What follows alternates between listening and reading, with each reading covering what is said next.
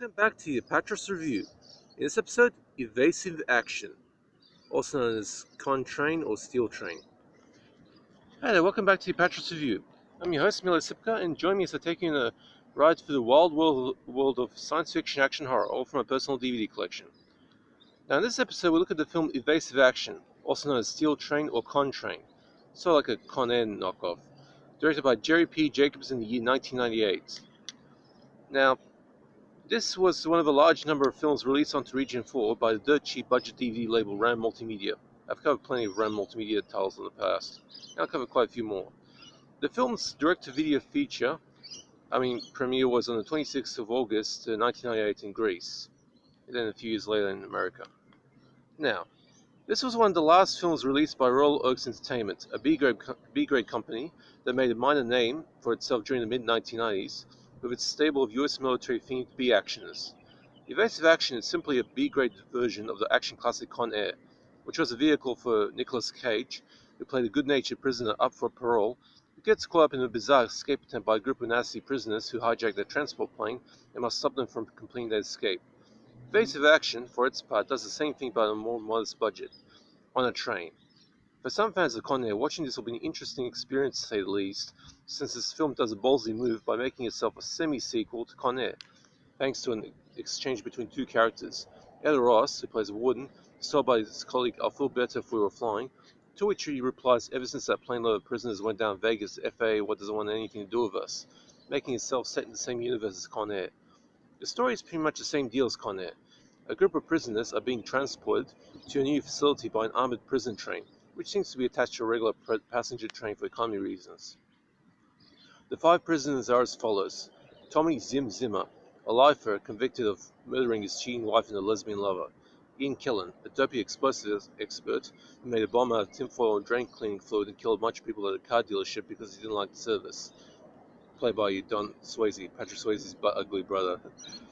And then there's Hector the Director Miller, a dangerous serial killer who iced 11 people in 1992 while recreating scenes from horror films and speaks mainly in movie quotes.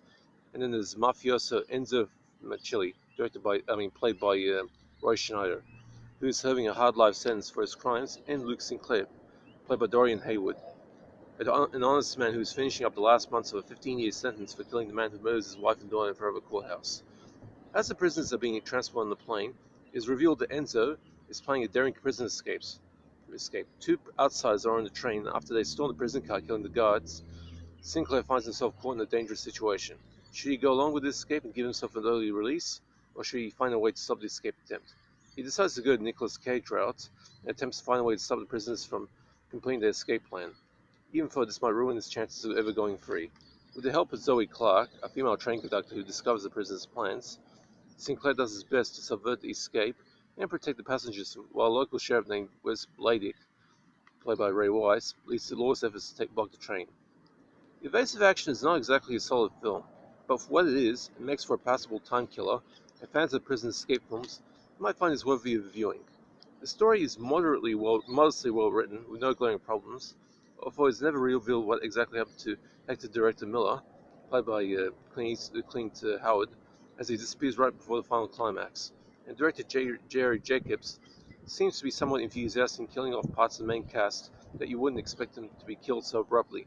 Both the main guard and Ray Wise's sheriff are taking out surprisingly swiftly. The actors are well cast and prove to be up for the exercise. Roy Scheider seems to be slumming it, given his A-list career, but is clearly having a good time of it, while Dorian Haywood, who also provides a hilariously awful song that plays over the end credits, I was laughing my head off while listening to it, makes for a solid choice of hero. By far my favorite performance in this film was Clint Howard, who plays Hector the Director Miller, giving me plenty of opportunities to laugh with his role, where all he has to do is speak in film quotes. He even uses the legendary "we're going to need a bigger boat" line from Jaws, which is ironic given Roy Scheider is in this, although I would love to know what happened to him since he disappears from the scene shortly before the climax. The film seems to have a minor problem with its action scenes, which, due to the low budget, caused them to be somewhat cramped. The explosions all take place off-screen, except for the exploding helicopter, which crashes just out of sight. Although we do see the fireball, but otherwise this ain't too bad a film.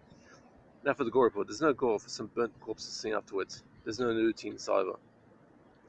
I give Evasive Action a C+, 5 out of 10, rating, meaning it's a passable film worthy for fans of B-grade 1990s action. Now for the DVD. This is one of the large number, of about 100 or so, of films released onto DVD in region followed by RAAM Multimedia, a short-lived subsidiary of Apatros Entertainment, during its existence a decade ago. The picture quality on the disc is pretty good considering this was taken off a good quality VHS print, with solid picture quality, and the stereo soundtrack is almost as good.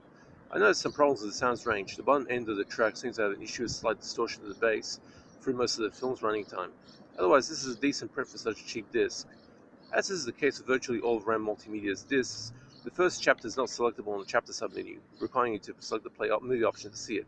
And if you skip forward the chapter, you cannot skip back unless you actually manually rewind the film.